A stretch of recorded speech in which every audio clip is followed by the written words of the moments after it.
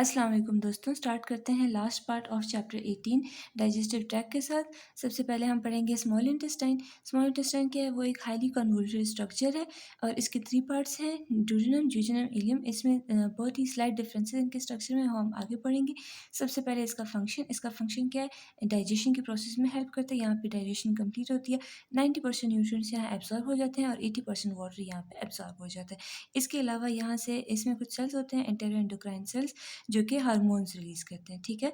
इसके स्ट्रक्चर में क्या है? म्यूकोज़ा, सब म्यूकोज़ा, मस्कुलरिस एक्सटर्ना और सिरोज़ा, ठीक। अब इसके म्यूकोज़ा की कुछ एडेप्टेशंस है जिससे हमारे पास सरफेस एरिया इंक्रीज़ होता है, जिससे डाइजेशन और एब्जॉर्प्शन का फंक्शन जो होता है और फैसिलिटेट होता है। अब प्लाका सर्कुलरिस सबसे पहले हैं, जिनको हम वॉल्स ऑफ कर्करिंग भी बोलते हैं, ठीक है। इनका क्या काम है? ये एक फोल्ड्स होते हैं म्यूकोज़ा के, जो कि नेकेड आई से नज़र आते हैं। स्टमक में जैसे हमने रूगे पढ़े थे ना, वो क्या थे? वो डिस्टेंसिबल थे, वो जो थे ना वो फूड जैसे एक्सपैंड हो सकते थे, मतलब खुल सकते थे, जिसकी वजह से स्टमक डिस्टेंड हो जाता था। लेकिन ये परमानेंट फोल्ड्स हैं, ठीक है। इनमें जो होता है, इससे हमारे पास सरफेस एरिया इंक्रीज हो जाता है। फिर इन्हीं प्लाइका सर्कुलरिस पे जो होते हैं, ये मैंने यहाँ बनाए हुए हैं कि प्लाइका सर्कुलरिस जो है वो 3 फोल्ड जो है सरफेस एरिया को इंक्रीज़ करता है, और वो ये जो लूमेन में ऐसे फोल्ड्स नज़र आते हैं, ठीक है।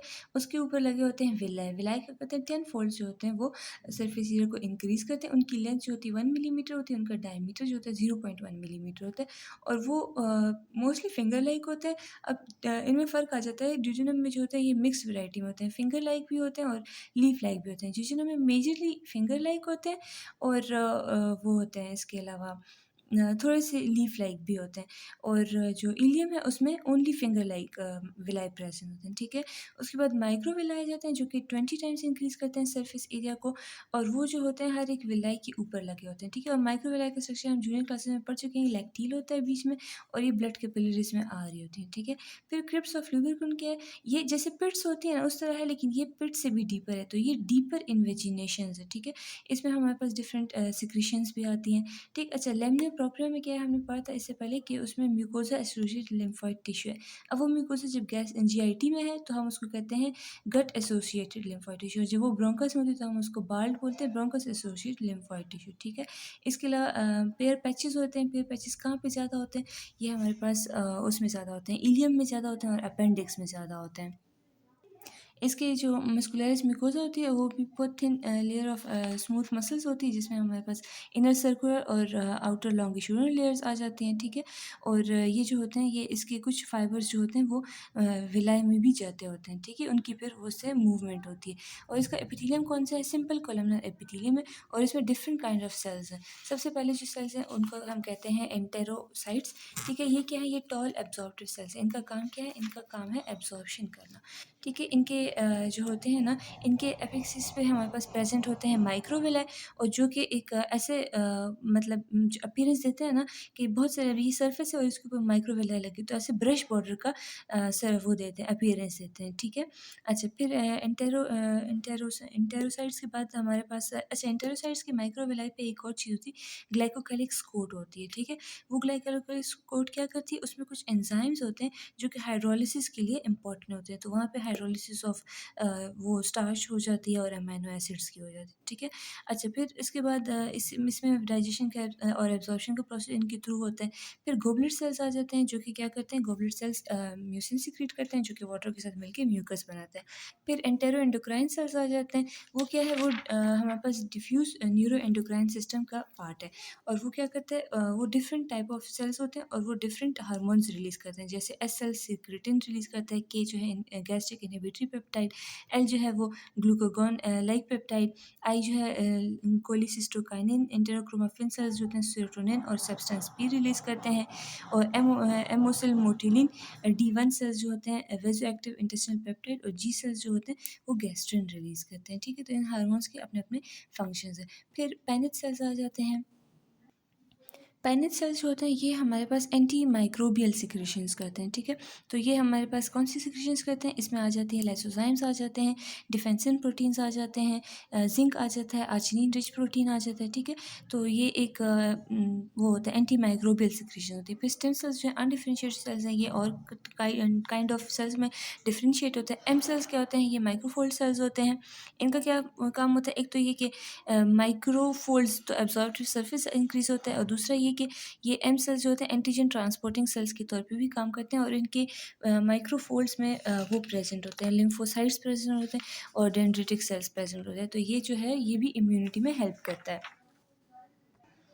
नेक्स्ट बताया गया कि ग्रिप ऑफ लुब्रिकेंट क्या करता है, वहाँ पे हमारे पास इंटेस्टाइनल एपिथेलियम की रीजनरेशन या रिन्यूअल होता है। क्या होता है कॉन्स्टेंटली, अब जैसे ये एब्जॉर्प्शन और सिक्रीशन वो रिडाइजेशन का प्रोसेस होता है, तो शेडिंग ऑफ सेल्स होते हैं, और जो अनडिफरेंशिएटेड सेल्स होते हैं क्रिप्स ऑफ लुब्रिकेंट से ऊपर आते हैं, और वो जो होते हैं रिन्यूअल ऑफ द एपिथेलियम करते होते हैं, ठीक है। फिर सब म्यूकोजा में हमने पहले पढ़ा था कि डुओडेनम में क्या होगा।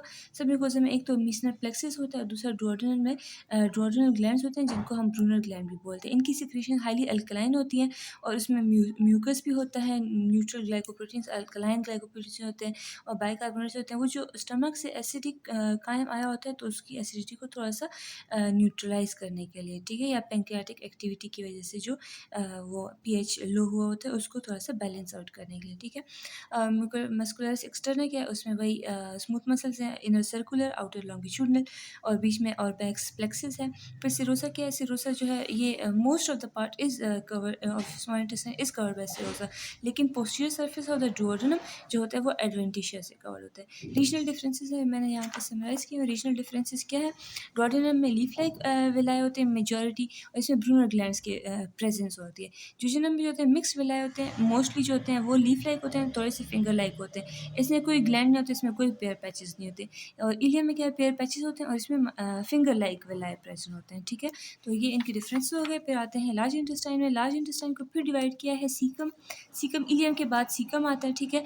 और इसके अलावा कोलोन, रेक्टम और एनल कैनाल, अपेंडिक्स और पैंक्रियाज, ये जो एसोसिएटेड ऑर्गन्स है वो हम नेक्स्ट चैप्टर में पढ़ेंगे।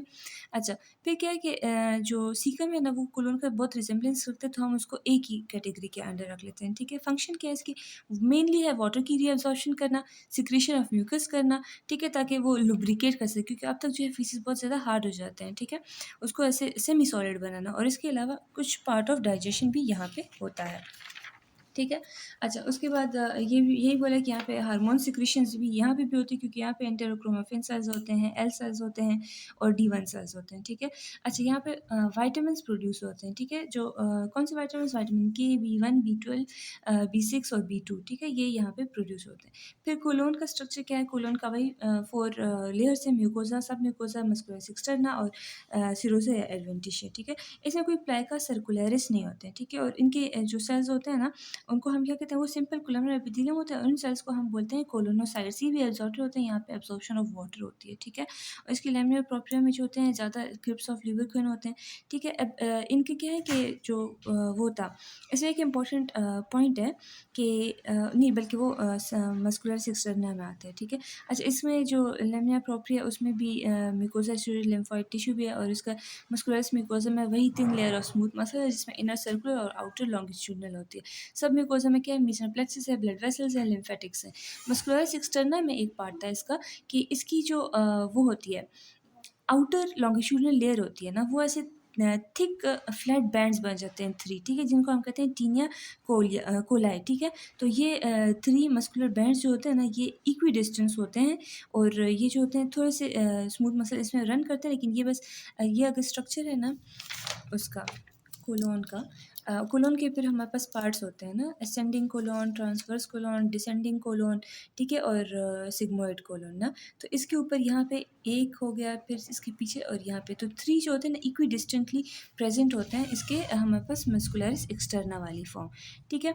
अच्छा, फिर इन्होंने एक बात ये की हुई है कि जो इसका ट्रांसवर्स और सिग्मोइड कोलोन होता है ना, वो सिरोसा से कवर्ड होते हैं कम्प्लीटली, लेकिन असेंडिंग डिसेंडिंग का जो एंटीरियर पार्ट होता है सिर्फ वो कवर्ड होता है विजुअल पेरिटोनियम या सिरोसा से, ठीक ठीक है?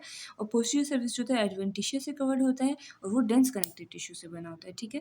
अच्छा, इसमें फिर एक और होता है कि इसका जो सिरोसा होता है ना, उसमें हमारे पास न्यूमरस स्मॉल प्रोट्यूबरेंसेस होती हैं, जिनको हम क्या कहते हैं एपेंडिसेस एपिप्लोई, ठीक है? और इसके अंदर क्या होते हैं वो एडिपोज टिश्यू डिपॉजिट हुए होते हैं, ठीक है? अच्छा अपेंडिक्स इसी चैप्टर में अपेंडिक्स में क्या है वो एक हमारे पास एक इम्यून सिस्टम का भी हम कह सकते हैं कि पार्ट है, ठीक है? इसका क्या है कि हमारे पास ये ब्लाइंड है डिस्ट्रीब्यूट, मतलब इसके आगे जो है ना बस फिर कोई ऐसे नहीं है कि ये कंटिन्यूसली इसके 2 ओपन एंड्स है, इसका एक ही ओपन एंड होता है, ठीक है? इसका दूसरा ओपन एंड नहीं होता है। इसकी भी 4 लेयर्स हैं, म्यूकोज़ा है, सब म्यूकोज़ा है, मस्कुलरिस एक्सटर्ना है और सिरोसा है। मैं गलत टाइम पे वीडियो बना रही हूँ क्योंकि बहुत ज़्यादा बाहर शोर हो रहा है। उम्मीद है कि मेरी जो वॉइस है वो ऑडिबल होगी, ठीक है? अच्छा, अपेंडिक्स का उसका ल्यूमेन जो है वो स्टार शेप्ड होता है। इसके लेमिना प्रोप्रिया जो होते हैं उसमें नहीं, पहले इसका जो एपिथेलियम होता है वही कोलमनर एपिथेलियम होता है, इसका सिंपल कोलमनर, ठीक है? और इसके लेमिना प्रोप्रिया में जो होते हैं थोड़े से क्रिप्स ऑफ ल्यूबरकुइन भी होते हैं, ठीक है? इनका जो वो होता है इसमें लेमिना प्रोप्रिया में मार्ड भी प्रेजेंट होता है, ठीक है? लेकिन ग्रेजुअली विद एज जो होता है ये रिग्रेस करता होता है, ठीक है? और दूसरे इसके जो मस्कुलरिस एक्सटर्ना होती है ना, उसमें यूजुअली ही इनर सर्कुलर और आउटर लॉन्गिट्यूडिनल लेयर दोबारा से होती है। इसमें कोई टीन या कोलाई की फॉर्मेशन नहीं होती जैसे कोलोन की हुई थी, ठीक है? अच्छा, और दूसरा ये कि यहाँ पे विलाय माइक्रोविलाय भी कुछ भी नहीं होता है, ठीक है? फिर रेक्टम क्या रेक्टम जो है वो भी कोलोन की तरह ही है, लेकिन इसका क्या है, इसके म्यूकोज़ा में डीपर क्रिप्स ऑफ लुब्रिकन है, ठीक है? और यहाँ पे जो होती है मस्कुलरिस लेयर जो होती है वो क्या है, हमारे पास आउटर लॉन्गिट्यूडिनल लेयर जो है वो यूनिफॉर्म थिकनेस, उसके भी कोई टीनिया वगैरह नहीं होते हैं, ठीक है? और अपर पार्ट जो होता है ना वो सिरोसिस से कवर्ड होता है रेक्टम का, और लोअर पार्ट नहीं कवर्ड होता, ठीक है? इन्होंने बोला most of the it is mostly जो पार्ट है वो एडवेंटिशिया से ही कवर्ड होता है, एंटीरियरली हो या लेटरली हो। फिर एनल कैनाल आ जाता है। एनल कैनाल बिल्कुल लास्ट पार्ट है, ठीक है? एंडिंग पार्ट है, और ये जो होता है 4 सेंटीमीटर लॉन्ग होता है, और इसके बाद फिर एनस आता है, ठीक है? अच्छा, फिर क्या है कि इसका जो म्यूकोज़ा है उसमें क्या होता है हमारे पास एक इसमें कुछ फ़ोल्ड्स होते हैं और फिर एनल कॉलम्स होते हैं, shows a number of longitudinal folds and anal columns. और इसमें जो कॉलम्स होते हैं ना उसके बीच में फिर हमारे पास साइनसेस होते हैं, इस तरह होता है। ये कॉलम्स हो गए, ठीक है? और यहाँ पे ऐसी स्पेसेस होती हैं जिसको हम कहते हैं ये एनल साइनसेस हैं, ठीक है? तो एक हमारे पास एनल कॉलम्स होते हैं और एक एनल साइनसेस होते हैं, ठीक है? और इसके अलावा हम क्या कहते हैं कि ये यहाँ पे एक बात की गई है कि जो एनी कॉलम्स होते हैं ना, ये नीचे हमारे पास कनेक्टेड होते हैं ट्रांसवर्सली, और इन फोल्ड्स को हम कहते हैं एनल वॉल्स, ठीक है? तो इसके ऊपर का जो एपिथेलियम होता है वो जीआईटी का ही एपिथेलियम होता है जो कि कोलमनर एपिथेलियम है, लेकिन नीचे हमारे पास stratified squamous non keratinized epithelium start हो जाता है, ठीक है? इसके लेमिना प्रोप्रिया में क्या होते हैं, लेमिना क्रिप्स ऑफ लुब्रिकन होते हैं अबव द एनल वॉल, ठीक है? और बिलो जो होते हैं वो फिर जीआईटी के की तरह इसकी रिजेम्बलेंस फिर नहीं होती है, ठीक है? अच्छा, इसके सब म्यूकोज़ा में क्या होता है एनल वॉल्व के लेवल पे क्या होता है, इसमें ग्लैंड्स प्रेजेंट होते हैं, इनको हम एनल ग्लैंड्स बोलते हैं, ये म्यूकस सिक्रीट करते होते हैं, ठीक है? और इसका जो सब म्यूकोज़ा होता है उसमें हमारे पास प्लेक्सेस होती है स्मॉल वेन्स की, ठीक है? और इन वेन्स की कभी-कभी क्या होती है डिस्टेंशन हो जाती है, अगर कोई बंदा वाटर इनटेक कम कर रहा है या लो फाइबर डाइट ले रहा है, ठीक है? जिसकी वजह से प्रेशर इफेक्ट पड़ता है, ठीक है? एब्डोमिनल प्रेशर अगर हाई होता है तो फिर क्या होता है, ये डिस्टेंडेड वेन्स होती हैं, इनको हम पाइल्स या हेमोरॉइड्स कहते हैं फिर, ठीक है? इसके अलावा कुछ जगह पे जो होता है एब्सिस बन सकता है, ठीक है? इन एनल ग्लैंड्स में वहाँ पे हमारे पास एनल एब्सिस बन जाता है, और इसके अलावा ये होता है कि कभी-कभी यहाँ पे फिस्चुला फॉर्मेशन हो जाती है, ठीक है? और एनल किनार और पेरी एनल स्किन में, तो हम इसको कहते हैं फिस्चुला इन एनो, ठीक है? और इसकी सर्जिकल पे रिपेयर होती है। अच्छा, एक और इम्पोर्टेंट बात कि मस्कुलरिस एक्सटर्ना में क्या होता है, वहाँ पे हम करते हैं वहाँ पे स्फिंक्टर होता है, एक इंटरनल एनल स्फिंक्टर होता है, एक एक्सटर्नल। इंटरनल जो होता है वो स्मूथ मसल से बना होता है, और जो एक्सटर्नल स्मूथ मसल की इनर सर्कुलर लेयर, जबकि जो एक्सटर्नल एनल स्फिंक्टर होता है वो स्केलेटल मसल से बना होता है, और वो जो पेल्विक वॉल की मस्कुलेशन होती है वहाँ से, तो ये जो होता है ये अंडर कंट्रोल होता है। से यहाँ पे हमारा चैप्टर एंड हो गया। Thank you.